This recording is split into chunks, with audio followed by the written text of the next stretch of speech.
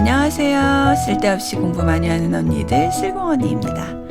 저는 여러분의 글로벌 경제 감각을 관리해드리는 정관리입니다. 안녕하세요. 저는 여러분과 함께 경제 공부하는 최열정입니다. 네, 아유 오랜만이네요. 네. 그렇죠?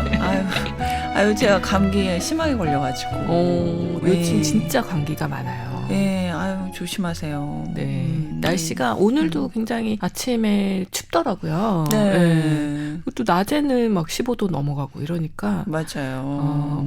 건강 관리를 잘해야 할 때입니다. 네, 아유 이제 뭐 봄 날씨가 변덕스러운 거는 뭐 매년 같은 일이긴 한데 맞아요. 올해는 유독 더 그런 것 같아요. 네. 자, 슬공님들 감기 안 걸리시게 밖에 나가실 때 꼭 마스크랑 스카프 같은 거 챙기시는 거 잊지 마시고요. 네. 자, 오늘은 오랜만에 그 만난 열정 씨와 환율 공부, 그죠? 네. 오랜만에 환율 공부 다시 계속하는 시간인데요. 네, 우리 한 달 만에 보는 건데도 네. 굉장히 오랜만에 보는 것 같아. 매번 볼 때마다. 그렇죠. 아무튼 시작해 보겠습니다. 네. 지난 시간에 환율 시리즈 1부를 방송을 했었는데요. 네. 뭐 환율이 뭔지, 그리고 왜 달러가 기준이 되는지, 그리고 환율은 어떻게 결정되는지까지 쭉 훑어봤었죠. 그랬죠. 그래서 혹시 1부 못 들으신 실공님들은 꼭 먼저 들어보시기를 추천을 드리고요. 1부 내용을 듣고 또 오늘 내용을 들으시면 훨씬 도움이 되실 겁니다. 네. 그 일부 방송을 들으시고 나도 환율 공부 좀 해봐야겠다라고 하시는 분들이 많으셨을 것 같은데요. 이 요즘 국제 정세도 환율 공부가 꼭 필요한 시기이기도 하고요. 그렇죠. 이 녹음 일자 기준으로 네. 이 트럼프가 어제 이란과 휴전을 발표했잖아요. 그렇죠. 그래서 이제 높았던 원화 대비 달러 환율이 조금은 내려갔죠. 네. 네. 일부 들으신 분들은 이 뉴스가 더 쉽게 들리셨을 것 같아요. 맞아요. 국제 뉴스가 하나 나올 때마다 이 환율이 어떻게 움직이는지를 좀 관심 있게 봐야 할 때인데요. 네. 그런데 사실 1부에서 다뤘던 내용은 정말 환율의 아주 기초 지식이었거든요. 네. 그래서 이미 많은 분들이 내용을 알고 계셨을 수도 있어요. 그래서 오늘이 좀 환율 공부의 진짜 시작이라고 볼 수 있고 네. 1부 마지막에 예고를 드렸던 환율을 움직이는 5가지 원인을 오늘 본격적으로 파헤쳐 보겠습니다. 네. 이번에 제가 환율 공부를 하면서 이전에 소개해 드린 적이 있는 그 경제기사 궁금증 300문 300답 이 책이랑 이진우의 다시 만난 경제 이런 이제 경제 기초 공부와 관련된 책들을 다시 한번 꺼내 봤거든요. 네. 여전히 경제 이론 공부에 도움이 되더라고요. 그래요. 네. 참 이거는 본받을 만한 점인 것 같아요. 네, 저는 같은 책을 두 번 읽기 싫어. 두 번까지는 읽어본 적은 네. 있는데 이렇게 뭐 그 상황에 따라 또 꺼내서 다시 읽으시는 태도 정말 훌륭합니다. 자꾸 까먹어서 계속 읽어봐야지 다시 생각이 나더라고요. 그리고 이제 또 새롭게 세상 친절한 환율 수업이라는 책도 사서 읽어봤어요. 네. 그래서 오늘 제가 설명드리는 이 환율과 관련된 내용들이 제가 읽은 이 책들을 바탕으로 하고 있다는 점을 다시 한번 말씀드리고요. 네. 특히 오늘 내용은 이진우의 다시 만난 경제에서 환율 변동의 주요 요인을 한 5가지로 이렇게 깔끔하게 정리해주고 있어서 이 책을 많이 참고했어요. 네.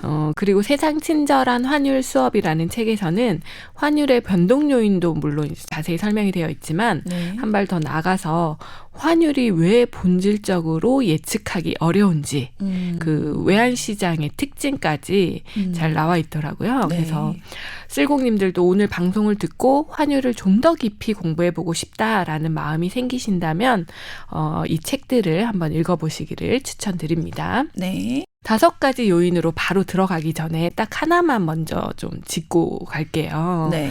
환율의 정의 부분인데요. 지난 시간에 환율은 두 나라 돈을 교환하는 비율이라고 배웠잖아요. 네. 거기서 한 발 더 나아가서 생각을 해보면요. 그 비율이 바뀐다는 것은 네. 두 나라 돈의 가치가 서로 상대적으로 계속해서 변화한다는 의미인 거죠. 네. 그래서 환율은 두 나라 돈의 상대적 가치라는 이야기가 됩니다. 이 절대적 가치가 아니라 상대적 가치라는 건데요. 그렇죠. 이 사실 그래서 환율에 비율할 때 율자를 쓰는 것 같아요. 맞아요. 예를 좀 들어보면요. 네. 원화 가치가 떨어진다는 것은 사실 네. 이건 원화 그 자체의 절대적 가치의 손상이라고도 볼 수 있지만 원화는 그대로인데 달러라는 돈의 가치가 더 강해진 것일 수도 있거든요. 네, 물론 둘 다 동시에 일어날 수도 있고. 네. 어쨌든 중요한 건 상대적인 비교라는 거예요. 네. 그리고 이 상대적 가치는 어떻게 결정되느냐? 바로 이제 수요와 공급에 의해서 결정이 되죠. 역시 경제는 모든 것이 수요와 공급이야, 그죠? 맞아. 네. 원화를 사려는 수요가 늘면 원화의 상대적인 가치가 올라가고 네. 환율은 내려가는 거고요. 네. 반대로 달러를 사려는 수요가 늘면 원화 가치가 떨어지면서 환율이 올라가는 거죠. 어떤 그 통화에 수요가 더 많은지 공급이 더 많은지 이걸 자세히 봐야 되는 거죠. 그러면 오늘 배울 환율을 변동시키는 5가지 요인들은 결국 원화나 달러의 수요와 공급을 변화시키는 원인들인 거네요. 그렇죠. 맞아요. 그래서 그 프레임으로 오늘 내용을 좀 들으시면 훨씬 더 잘 정리가 되실 거예요. 근데 이제 여기서 또 한 가지 미리 말씀드리고 싶은 게 있는데요. 오늘 이 본론 들어가기 전에 미리 알아야 할 것도 좀 많네요. 그렇죠? 네, 본론 들어가기가 참 힘들어요, 지금. 그러네요. 네, 세상 친절한 환율 수업에서 인상 깊었던 내용인데요. 환율은 우리나라와 글로벌 경제 사이에서 일어나는 모든 수출입 그리고 자본 이동 이런 모든 거래 정보가 통합되어서 나타나는 최종 결과물이거든요. 쉽게 말해서 지금 이 순간에도 막 전 세계에서 벌어지는 수백만 건의 거래들이 실시간으로 환율에 반영되고 있는 거예요. 네. 그러면 환율을 움직이는 요인 또한 엄청나게 많다는 건데요. 그렇죠. 엄청나게 많은 정보들이 환율 가격에 영향을 미치고 있는 거죠. 그렇죠. 네. 그래서 외환 딜러가 그렇게 어려운 직업이잖아요. 맞아. 진짜. 똑똑한 사람들만 하는. 네. 네. 그래서 오늘의 우리의 목표는 뭐 환율의 변동 요인을 공부해서 이 환율을 완벽하게 예측하는 법을 배우는 게 아니라 그건 뭐 사실 불가능하잖아요. 그렇죠. 네. 그래서 이 불가능한 목표 대신에 지금 이런 상황이니까 환율이 이쪽 방향으로 움직일 수 있겠구나라는 이제 방향성을 잇는 눈을 키우자라는 것이 오늘의 목표입니다. 네. 이제 목표를 잘 설정했으니까 진짜 이제 본격적으로 들어가 볼게요. 환율을 변동시키는 첫 번째 요인은 두 나라의 어떤 물가 차이인데요. 조금 어려운 말로는 구매력 평가설, 영어로 이제 PPP라고 하는데 Purchasing Power Parity라고 하는 요인이에요. 말이 좀 어려울 수 있는데 개념 자체는 뭐 그렇게 어렵지는 않으니까 잘 들어보세요. 네. 예를 한번 들어보면요. 지금 한국에서 아메리카노 한 잔이 5,000원이고 미국에서는 5달러라고 해봐요. 그럼 이제 동일한 물건이잖아요. 이 커피 한 잔의 가치가 한국 돈으로 5,000원, 미국 돈으로 5달러니까 1달러에 1,000원이 이론적으로 적정 환율이 되는 거예요. 이게 그러면 그 유명한 빅맥 지수 같은 개념이네요. 그렇죠. 맞아요. 빅맥 지수가 바로 이제 구매력 평가설을 응용한 적정 환율 계산법이죠. 그래서 이 개념을 환율 변동에 적용해서 설명을 해보면요. 뭐 어떤 이유에서건 예를 들어서 뭐 우리나라 정부가 경기 부양을 위해 돈을 많이 풀었다거나 아니면 미국이 기술 개발을 엄청 해서 생산성을 향상시켰다거나 뭐 이런 여러 가지 이유에서 우리나라 물가가 미국보다 상대적으로 올랐다라고 가정을 한번 해볼게요. 네. 이럴 경우에 뭐 우선 기업 입장에서 생각을 해보면 우리나라의 물가가 오르면 당연히 이제 생산 원가도 올라가겠죠. 네. 그러면 우리나라에서 생산되는 제품 가격이 오르고 만약 이게 수출품이었다면 수출품 가격도 올라가겠죠. 그러면 해외에서 우리 물건이 비싸 보이게 되는 거죠. 네. 그러면 자연스럽게 수출이 줄어들 가능성이 생겨요. 수출이 줄면 뭐가 줄어들까요? 달러가 들어오는 게 줄겠죠. 그렇죠. 네. 맞아요. 달러의 유입이 주는데요. 네. 그리고 이제 소비자 입장에서도 생각을 해볼 수가 있거든요. 우리나라 물가가 올라서 우리나라 물건의 가격이 비싸지고 상대적으로 외국 제품의 물건 가격은 저렴해지면 소비자들은 또 어떻게 할까요? 보통 이제 우리도 많이 하잖아요. 직구. 네. 한국에서 사는 것보다 미국 아마존에서 사는 게 더 싸니까 직접 사오는 거. 그렇죠. 쉽게 말하면. 네. 그렇죠. 이렇게 직구가 늘면 소비자도 달러가 필요하니까 달러 수요가 늘어나겠죠. 정리하면 물가가 오르면 수출은 줄어서 달러 유입이 감소하고 동시에 수입과 직구가 늘어서 달러 수요는 증가하는 거예요. 그만큼 달러는 귀해지고 원화는 넘쳐나니까 원화 가치가 떨어지고 환율이 오르는 거죠. 물가가 오르면 환율도 오르는 악순환이 생길 수 있는 거네요. 그렇죠. 네, 그러면 이제 물가가 왜 이렇게 중요한지 다시 한번 또 실감하게 되는 순간이네요. 그렇죠. 다만 이제 한 가지 덧붙이면 이 물가와 환율의 관계는 장기적으로 나타나는 경향성이 있어요. 그래서 단기적으로 봤을 때는 다른 요인들이 이 환율 변동에 더 크게 작용하는 경우가 많거든요. 오늘 물가가 올랐다고 해서 내일 당장 환율이 오른다고 보기는 어렵고요. 네. 그냥 큰 흐름에서 이 둘의 관계를 이해하시면 좋을 것 같습니다. 네. 그리고 두 번째 요인은 두 나라의 금리 차이인데요. 이게 사실 단기적으로는 환율에 가장 즉각적인 영향을 주는 요인 중에 하나거든요. 금리와 환율의 관계는 돈은 항상 더 높은 이자를 주는 곳으로 이동한다는 아주 기본적인 원리의 바탕을 두고 있어요.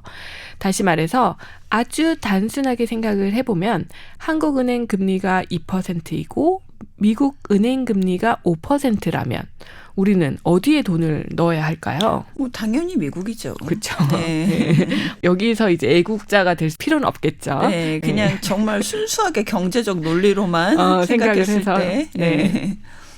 세계 모든 투자자들도 마찬가지겠죠. 그래서 미국 금리가 높아지면 전 세계 투자자들이 더 높은 이자를 받으려고 미국 채권이나 예금을 사려고 해요. 그러려면 달러가 또 있어야 하겠죠. 미국 자산을 사야 하니까. 네. 그래서 원화를 팔고 달러를 사는 수요가 급증하게 되는 거예요. 네. 그러면 원화 가치는 떨어지고 환율은 또 올라가는 거죠. 네. 그래서 미국 연준이 금리를 결정할 때마다 전 세계 환율이 요동치게 되죠. 그렇죠. 맞아요. 이쯤에서 조금 나는 좀 어려운데 이렇게 생각하시는 분들은 채권이 이해가 안 가면은 금리를 이해할 수가 없어요. 그렇죠. 채권이 사실 금리를 받기 위한 상품이니까. 그래서 채권 공부를 조금 더 하셔야 되고 저희 에피소드 중에서도 채권 다룬 부분이 많으니까요. 네. 꼭 정주행해 보시고요. 네. 금리가 환율에 영향을 주는 실제 사례를 하나 보면요. 네. 2022년에 미국 연준이 인플레이션을 잡겠다고 금리를 엄청나게 빠른 속도로 올렸잖아요. 네. 그 결과 2022년부터 2023년까지 달러가 강세를 보이면서 원달러 환율이 1,400원대까지 치솟았어요. 지금 보면 좀 싸 보이는데 그때는 그러네요. 모든 것이 상대적이에요. 그때는 1,400원이면 되게 놀란 수치였거든요. 그렇죠. 네. 그리고 이때 우리나라뿐만 아니라 전 세계 거의 모든 통화가 달러 대비 약세를 보였던 시기였습니다. 네. 그때 뉴스에서 맨날 환율 이야기가 나오고 이렇게까지 올라가도 되나? 맞아. 이런 생각을 했었죠. 걱정했었죠. 네. 예. 여기 이제 금리와 환율의 관계에서도 단서를 하나 붙이면요. 미국 금리가 오르면 원달러 환율도 오른다. 이게 항상 같은 방향으로만 작동하지는 않을 수도 있어요. 그래서 어려운 것 같아요. 맞아요. 금리가 오르면 그 나라의 경기가 침체될 수도 있거든요. 네. 그러면 이제 다른 요인들이 이 금리와는 다른 방향으로 작용하기도 해요. 네. 그래서 이 부분은 나중에 경기라는 요인으로 좀 더 자세히 설명을 드릴게요. 네. 세 번째 요인은 원달러 환율에서 이제 교환 거래가 일어나는 당사자인 미국과 우리나라 관계에서 나타나는 어떤 직접적인 요인이 아니고요. 네. 대신에 이제 제3자의 개입으로 원달러 환율이 변동하기도 한다는 그런 이야기인데요. 즉 이제 우리나라는 아무것도 안 했는데 다른 나라 때문에 환율이 영향을 받는다는 거죠. 네. 대표적인 게 일본의 엔저 현상이에요. 네.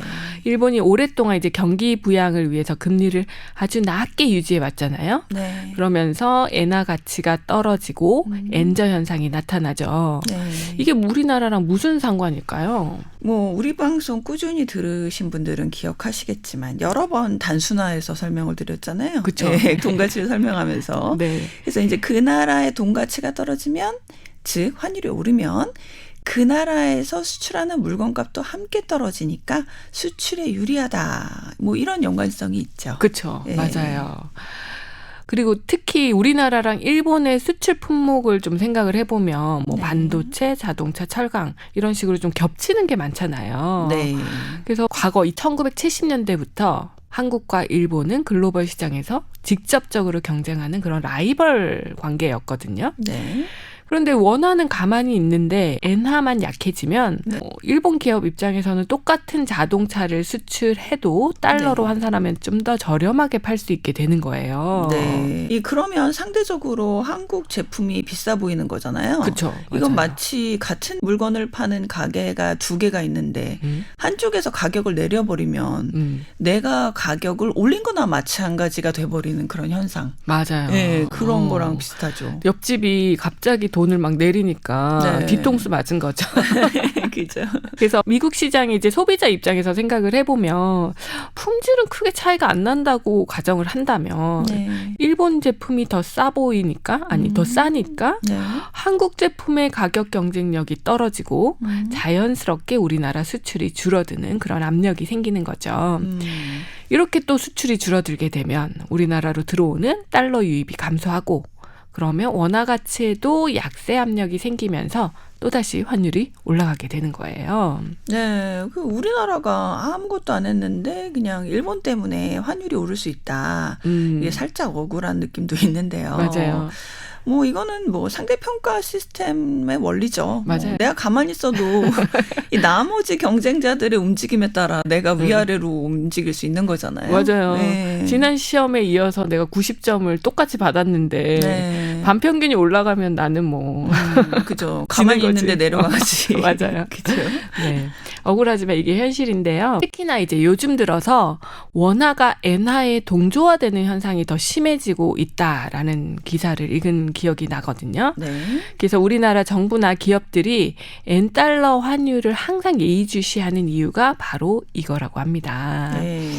이처럼 이제 글로벌 외환 시장은 사실 이렇게 각각 떨어져 있는 게 아니라 하나로 연결되어 있기 때문에 제3국의 이제 통화 변화도 우리나라 환율에 영향을 줄 수 있다는 점을 꼭 기억해 두시면 좋겠고요. 네. 네 번째로 한번 넘어가 볼게요. 네. 환율을 변동시키는 또 다른 요인은 자본의 이동인데요. 네. 돈이 국경을 넘어서 이동을 하니까 당연히 상황에 따라서 환율이 출렁거리는 거죠. 네. 이 자본 이동은 환율에 굉장히 직접적인 영향을 주거든요. 그렇죠. 예. 자본 이동의 한 케이스로 외국인이 우리나라에 투자를 하고 싶어서 우리나라 주식이나 네. 채권을 사려고 하면 네. 이 외국인은 외환시장에서 먼저 어떤 액션을 취해야 할까요? 이 달러를 팔고 원화로 바꿔야겠죠. 그쵸. 우리도 네. 주식앱에서 미국 주식 살 때 일단 원화를 달러로 바꾸잖아요. 맞아요. 예, 외국 사람들은 반대로 하겠죠. 그렇죠. 네. 맞습니다. 그래서 우리나라에 투자하려면 원화가 필요하니까 원화로 바꿀 텐데요. 그러면 원화 수요가 늘어나고 원화 가치가 올라가면서 환율은 내려가게 돼요. 네. 반대로 이제 외국인들이 우리나라 주식을 팔고 나가게 되면 원화를 팔고 달러를 사야 하니까 달러 수요가 늘고 환율이 올라가게 되는 거고요. 맞아요. 이 달러 파워 우리 얘기 많이 방송에서 했었는데 이런 맥락에서 이해할 수 있죠. 그렇죠.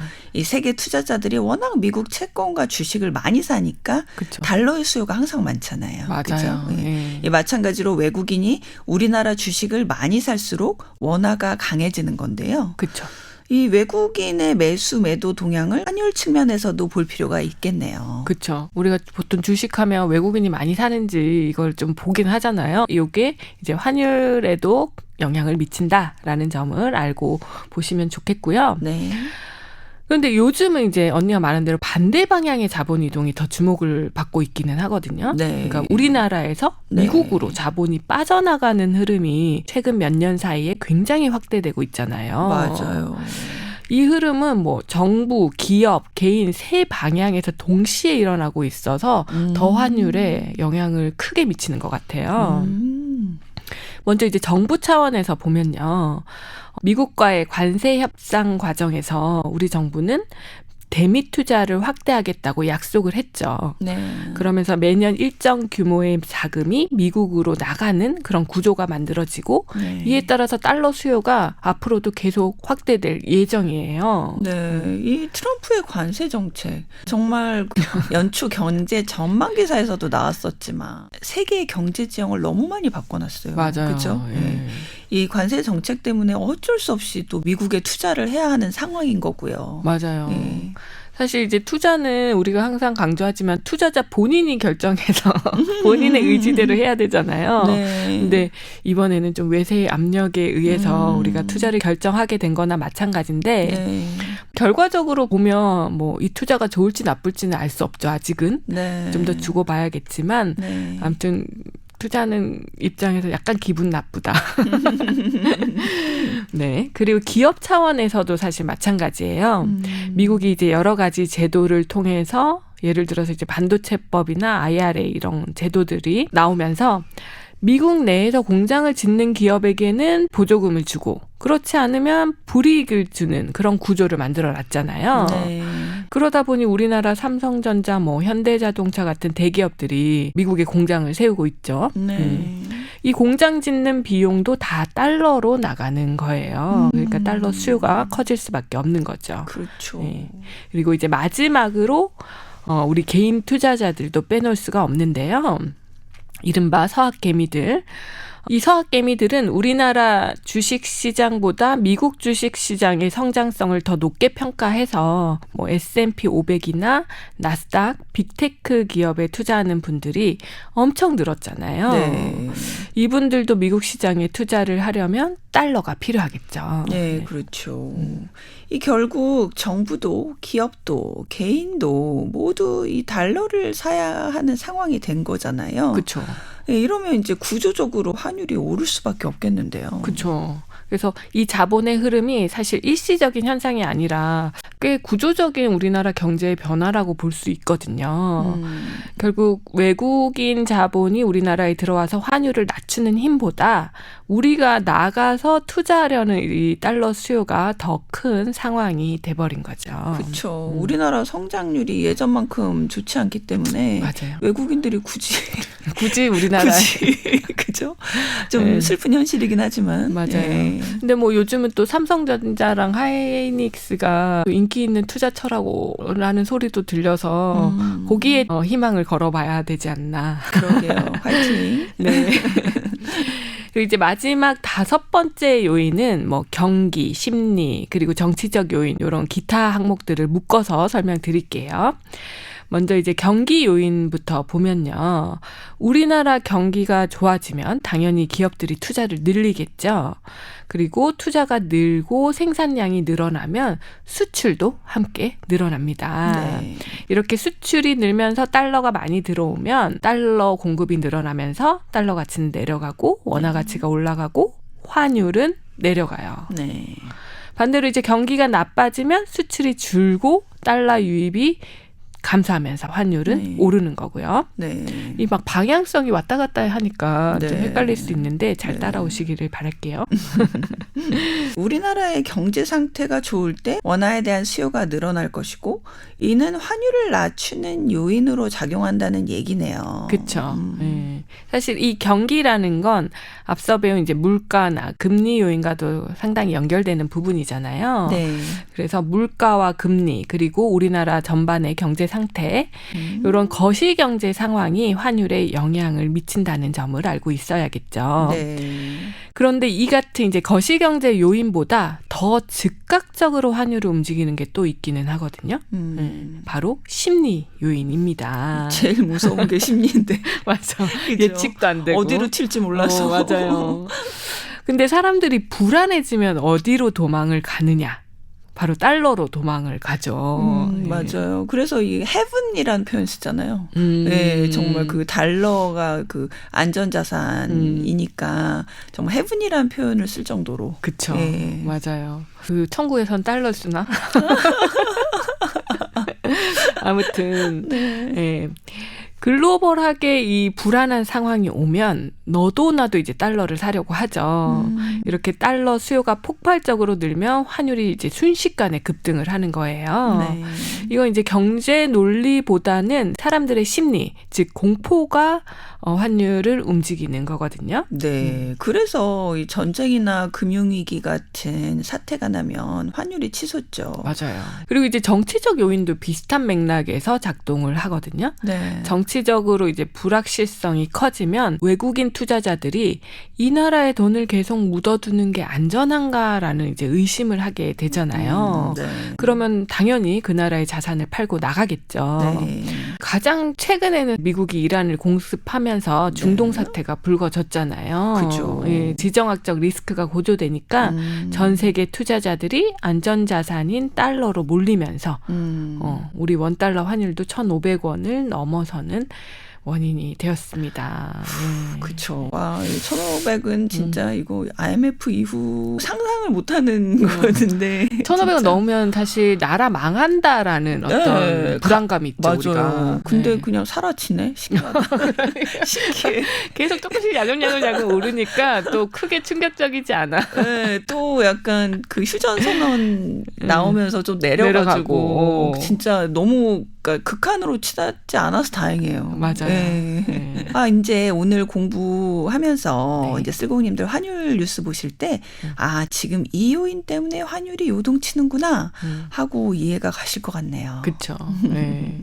그렇게 인과관계를 분석하기 위해서 사실 지금까지 환율을 움직이는 5가지 요인을 우리가 쭉 살펴본 건데요. 네. 근데 솔직히 말씀드리면 이 요인들을 다 알아도 그래서 환율이 어느 방향으로 움직일 건데 앞으로 이런 질문에 답하기는 참 어려워요. 맞아요. 이거 뭐 쉬우면 다 부자 될게요. 다 외환딜러 하지. 그죠. 이 각 요인별로 이럴 때 뭐 환율이 오른다, 내린다라는 이론이 있긴 하지만 그걸 또 이해하기도 하지만 현실 사회가 그렇게 단순하진 않잖아요. 맞아요. 네. 네. 언니 말대로 현실 자본주의 사회에서는 이 요인들이 따로따로 작동하는 게 아니라 막 서로 영향을 주고받기도 하면서 이렇게 흘러가잖아요. 네. 예를 좀 들어보면 미국 금리가 오르면 환율이 오르고 환율이 오르면 수입 물가가 오르고 또 물가가 오르면 한국 경제 경기가 나빠지면서 환율 상승을 증폭시키기도 하거든요. 그런데 또 어떤 때는 고환율이 또 수출에 긍정적인 효과를 만들어서 달러 유입을 늘리는 상황이 벌어지기도 해요. 맞아요. 그래서 환율을 떨어뜨리는 방향으로 또 작동하기도 하고요. 그죠. 이렇게 이제 여러 요인들이 끝없이 서로 물고 늘어지면서 환율을 어떤 방향으로 흘러가게 할지 줄다리기를 하는 거예요. 게다가 이제 앞에서 설명드린 것처럼 시장에서 수백만 명의 사람들이 뭐 각자의 판단으로 동시에 막 움직이는 게 실시간으로 환율에 반영되니까 환율 단기 예측은 전문가들도 자주 틀릴 수밖에 없죠. 맞아요. 그래서 주식과 마찬가지로 환율 예측은 신의 영역이라고 하잖아요. 맞아요. 그렇죠. 이제 뭐 그렇다고 해서 오늘 이렇게 열심히 공부한 게 전혀 소용이 없는 건 아니죠? 그렇죠. 그렇다고 말해 주셔야 돼요. 우리 열심히 했는데 네. 아유 이런 거 뭐 다 필요 없다. 아무 소용 없다. 그건 아니고요. 네. 세상에 뭐 소용없는 공부가 있겠습니까? 맞아요. 예. 특히 이제 우리나라는 사실 수출 주도형 경제 모델을 가지고 있잖아요. 그렇죠. 그래서 환율의 방향성을 아는 게 우리나라 경제 상황을 이해하는 데 정말 중요하거든요. 우리나라의 경우에 GDP에서 수출이 차지하는 비중이 굉장히 높다 보니까 환율 하나가 기업 실적은 물론이고 경기 전반에 이 연쇄적으로 영향을 미치거든요. 맞아요. 이제 다른 나라, 뭐 미국처럼 내수 시장이 굉장히 탄탄한 그런 기축 통화국가는 상황이 많이 다르죠. 맞아요. 네. 그래서 계속 같은 이야기를 드리고 있지만 마지막으로 다시 한번 강조를 드리면 환율을 공부할 때 이런 예측보다는 지금 어떤 요인이 환율을 움직이고 있는지 그리고 지금 세계 경제 상황이 환율의 변동성을 높이는 상황인지 아니면 변동성을 줄이는 상황인지 뭐 이런 점들을 파악하는 눈을 키우는 게 필요하다는 생각이 들고요. 오늘 배운 이제 5가지 기본 요인만 제대로 이해를 해도 그 방향성을 따라가면서 대처하는 데는 도움이 되지 않을까 싶습니다. 네. 앞으로 환율을 볼 때 왜 지금 이렇게 움직이는 거지? 라는 질문을 던지고 또 그 원인을 파악해보는 습관을 키우시면 참 좋을 것 같아요. 맞아요. 네. 이게 5가지 요인을 안다고 해서 바로 막 내 머릿속에서 적용이 팍팍팍 되지 않잖아요. 네. 저도 마찬가지거든요. 그쵸. 그래서 계속 생각을 해보는 습관이 정말 중요한 것 같기는 해요. 맞아요. 꾸준히 경제 뉴스를 접하고 오늘처럼 관련 배경 지식도 공부해보고 예, 이제 맞아요. 억지로 하시기보다 습관처럼 네. 예, 양치질 하시듯이 예, 한번 해보시길 바랄게요. 네. 오늘도 어려운 내용이었지만 이 환율을 열심히 공부해봤는데요. 네. 다음 시간에도 또 환율 3부가 이어진다고. 이제 벌써 지겨우신가요? 아니요. 네, 이제 마지막 편이긴 한데요. 네. 3부에서는 2000년대 이후에 실제로 환율이 어떻게 움직여 왔는지 그 역사를 함께 살펴보고요. 그리고 약달러 시대에서 강달러 시대로의 대전환, 그리고 앞으로 우리의 환율은 어디로 향할지, 전문가들은 어떻게 전망을 하는지 까지 다뤄볼 예정이에요. 그래서 제가 읽은 책은 환율의 대전환이라는 책을 읽고 내용을 준비하고 있으니까요. 많이 기대해 주세요. 네. 자, 환율이란 게 사실 전공자가 아니면 어렵게 느껴질 수밖에 없는 내용이거든요. 네. 근데 이렇게 또 차근차근 공부하면 또 사실 크게 어려울 것도 없어요. 이게 다 사람이 만들어 놓은 시스템이라 그닥 네. 어렵진 않습니다. 맞아요. 예, 네. 그래서 어쩌면 이 선입과 편견이 우리를 막아서고 있는 걸 수도 있어요. 맞아요. 그 선입과 편견 때문에 네. 3년을 묵힌 거거든요. 알고 나면 별거 아닌데. 알고 나면 별거 아닌데, 하고 나면 별거 아닌데, 네. 이걸 어떻게 설명하지? 이러면서 3년을 묵힌 겁니다. 그 3년 묵은 맛이 참 깊네요. 네, 감사합니다. 자, 슬공님들 오늘도 함께 해주셔서 너무 감사드리고요. 네. 이번 주는 우리를 막아서고 있는 선입관과 편견을 과감히 버려보는 그런 한 주 되시기를 바랄게요. 네. 다 같이 슬공합시다.